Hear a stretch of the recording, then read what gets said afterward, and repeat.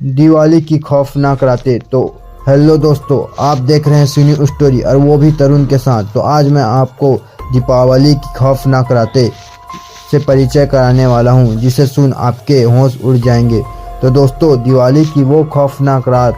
आप सब लोग तो यह जानते हैं कि दिवाली जगमगाती रोशनी और लाइट्स का त्यौहार है, पर जो ज़्यादातर लोग नहीं जानते वो ये है कि दिवाली की रात अमावस्या की रात होती है और हर अमावस्या की रात काली शक्तियाँ सबसे ज़्यादा ताकतवर हो जाती है। लेकिन 19 साल का सुमित इस बात से अनजान था। वह अपने दोस्त विजय के साथ दिवाली की रात सड़क पर घूम रहा था। तभी विजय की नज़र मंदिर के पीछे एक सुनसान से घर के पीछे गई। वहाँ एक सुंदर लड़की लाल कलर की साड़ी पहनी दिया जला रही थी। विजय सुमित को लेकर उस घर के पास चला गया। जैसे ही दोनों वहां पहुंचे, उन्होंने देखा कि पूरा घर दिए से सजा था। उन्हें बालकनी में खड़ी वह सुंदर लड़की नजर आई। उसने फिर वही मन लुभाने वाली मुस्कान देकर उन दोनों को अंदर बुलाने का इशारा दिया। घर अंदर से भी उतना ही खूबसूरत सजा हुआ था जितना कि बाहर से। मेज पर खाने के लिए अलग अलग चीज़ें रखी हुई थी। सुमित मेज के लड्डू उठाकर खाने लगा, पर उसके हाथ से गलती से वह नीचे गिर गया। उसके बाद ऐसे हुआ जिसे देख आपके होश उड़ जाएंगे। तो दोस्तों, वीडियो को लाइक कर दीजिए, सब्सक्राइब कर दीजिए और शेयर करना ना भूले।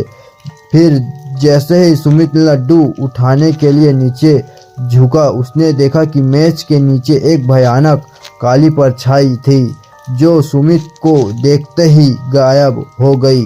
सुमित जैसे ही विजय को यह बताने के लिए ऊपर उठा, उसने देखा कि विजय सीढ़ियों के ऊपर खींचा चला जा रहा था। सुमित बेहद घबराने लगा। फिर अचानक घर में पायल की आवाज़ें आने लगी, जैसे कि कोई लड़की एक कमरे से दूसरे कमरे में जा रही हो। सुमित उस आवाज़ के पीछे पीछे सीढ़ियों से ऊपर चला गया, लेकिन उस पर ऊपर जाते ही उसे कमरे में अंदर पंखे से लटकी हुई एक लाश मिली। सुमित उस लाश का चेहरा देखकर बुरी तरह कांपने लगा, क्योंकि वो किसी और की नहीं बल्कि विजय की ही लाश थी।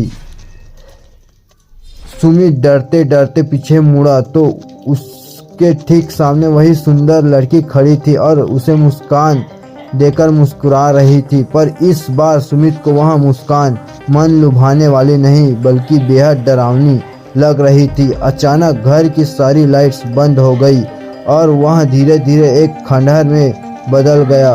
और वह लड़की अब सुमित को देखकर मुस्कुरा रही थी। अचानक लाल साड़ी पहनी हुई उस लड़की के बाल सफ़ेद और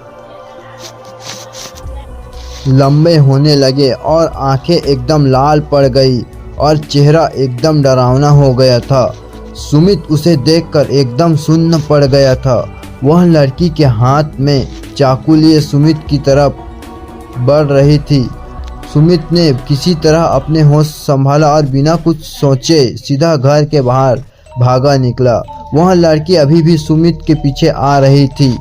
वह लड़की सुमित को मारने के लिए अपना हाथ आगे तरफ बढ़ाया, लेकिन सुमित तब तक बाहर निकल गया था। उसने जल्दी से घर का दरवाज़ा बाहर से बंद कर दिया। वह लड़की उस दरवाजे के अंदर से बहुत ही तेज से ठोक रही थी, लेकिन अचानक ठोकने की आवाज़ बंद हो गई और फिर सुमित को उस लड़की की चीखने की आवाज़ सुनाई देने लगी, जैसे वह उस घर के अंदर कैद हो गई हो। सुमित वहां से जल्दी से निकला और अपने घर जाकर चुपचाप सो गया। अगली सुबह जब सुमित उठा तो उसकी माँ ने बताया कि उसका दोस्त विजय कल रात से लापता है। तब सुमित ने अपनी माँ को पूरी कहानी बताया। माँ ने उससे कहा कि कई साल पहले दिवाली की रात एक लड़की ने उस घर में आत्महत्या की थी। तब से उसकी आत्मा उसी घर में भटकती रहती है। किसी को कभी पता नहीं चल पाया कि उसने आत्महत्या क्यों की थी और उस घर में कोई भी नहीं जाता और नहीं आता। यह बात सुनकर सुमित पूरी तरह हिल गया था। वह यकीन नहीं करना चाहता था कि जो भी उसके साथ हुआ वह एक बुरा सपना था। पर उस रात के बाद उसका दोस्त विजय कभी वापस नहीं आया और सुमित को आज भी दिवाली की वो खौफनाक रातें और उस लड़की की भयानक चीखें सोने नहीं देती। तो दोस्तों, यह कहानी आपको कैसी लगी? अगर अच्छी लगी तो प्लीज़ वीडियो को लाइक कर दीजिए, सब्सक्राइब कर दीजिए और शेयर करना न भूलें।